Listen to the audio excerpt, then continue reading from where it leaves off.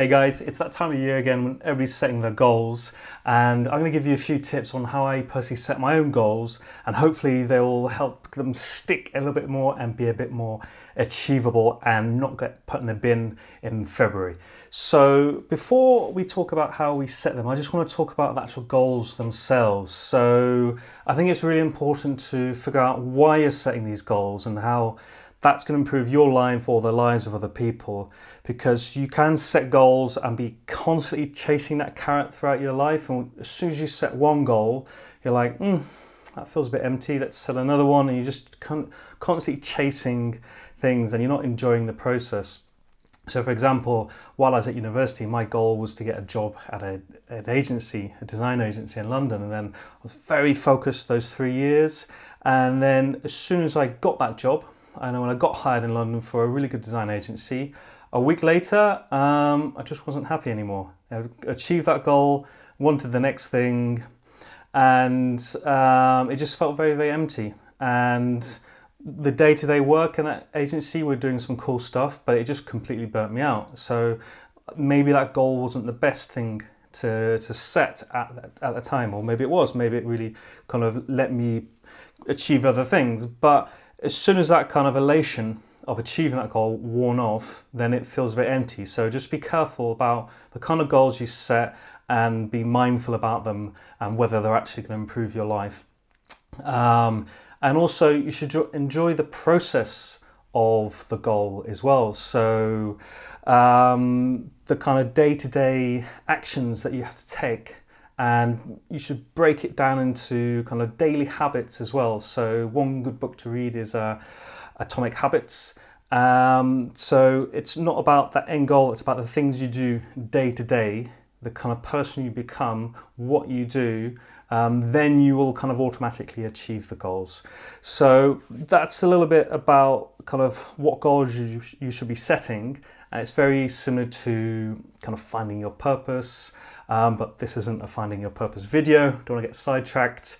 You can read some of Mark Manson's excellent articles if you want to learn about kind of finding your purpose there. So now let's dive in to the details of how we're going to set goals and how we're going to kind of set the actions and be very specific about what we do. Okay, now I'm going to share my screen and you can take a look at the Google Sheet and also a habit tracker that I've made that you can download. So this is the Google Sheets that we use, or I use personally, to set my goals, and I'll quickly walk you through it. So on the left-hand side, we have like an epic goal here, and this is to earn more and work less. I mean, who wouldn't want that, obviously? And that's very, very vague, and there's no idea, no information about how to do it or when to do it. So what we do, we have our kind of epic goals here, the big idea, action, and when. So the big idea will be kind of slightly more specific goals that will help us achieve that. And then actions are the specific things that we have to do on a daily basis, the kind of habits or the one-off things that we can say, I'm going to do this on Monday 31st, like that.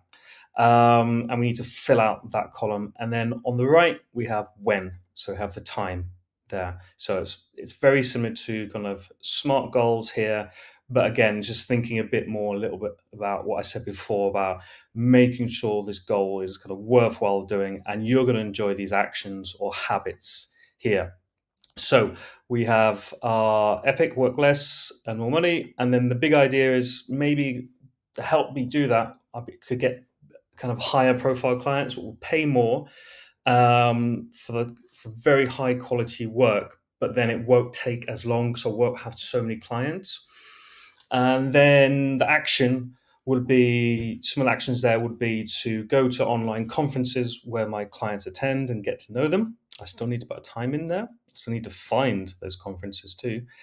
Produce specific content that will help them. I'm going to do that once a month. I already have some copywriters lined up writing content. I need to add some more work to the Bridge Studio portfolio there we did last year. And I've marked in green some things that I need to learn. So it's not all about kind of actions and doing stuff. It's about becoming that person that will attract high profile clients. So I need to educate myself more on sales. So that's just one learning thing. I know I have to do a lot more, and this is not complete, by the way. I'm sure you guys can think of a lot more things I need to do to attract high profile clients. And then this one's related to the content one, but just goes into a little bit more detail. Create content that highlights my clients' problems and then shows them how to solve it with a workshop. So that's a very specific piece of content. I can do that last Tuesday every month. So that's the big idea there. And another one would be to sell workshops, because I can sell them at a good price and they'll be very valuable to a client. But again, it won't take up days and days, hours and hours of my time. And the good thing about doing a workshop is you don't need to go back and make that text bigger, make the logo bigger, change this. I don't know about that color. It's you going in. There's a lot of preparation goes into workshops, a lot of thinking, and then there's a bit of after kind of sales kind of process there as well. But it is mainly confined to that day or those few hours when you go in and you really give value to the client. So again, there's some action points here to take. And I always think you should have a goal to help other people as well. Again, going back to your purpose. So I had one about helping my team. And I think, right, if I can help them achieve their professional goals, I can help them progress. So I can ask them what their goals are and I can figure out how I can help them. I can give them candid feedback. Last year, I read a very good book about giving candid feedback, and the name was Radical Candor. Nearly forgot it then. About how to manage people and get the best out of them, and really support your team. And I can do that every month. I can help challenge my team, and I also need to read about. So that's a learning objective. So I can put that in green. And then the last of all, improve well-being. So plan meals on Sundays, meditate every weekday, gym 3 times per week, and switch our phone after 10.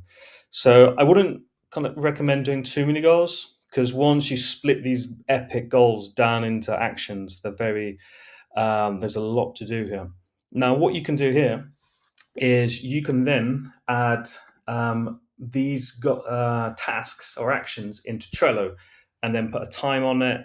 Or what you can do, if it's more of a habit, what you can do is, let me just bring over my habit tracker here. So I've designed this tool here to help me kind of throughout every day kind of go through the habits that are going to get you towards your goals. So I'll include a link to this in the description and you can download this yourself. So habit to kind of well-being is going to the gym, and you can mark off the days. So you can look back on January and go and say, okay, I went to the gym kind of a good amount, probably a bit more. Reading, I need to read to learn how to kind of improve myself. So again, what days did I read? So I'll include this, and I'll include a blank version there so you can download it.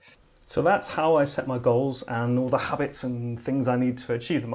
Hope you found that useful, and please drop me a line or give me an email if you'd like to find out more. Okay, thanks a lot.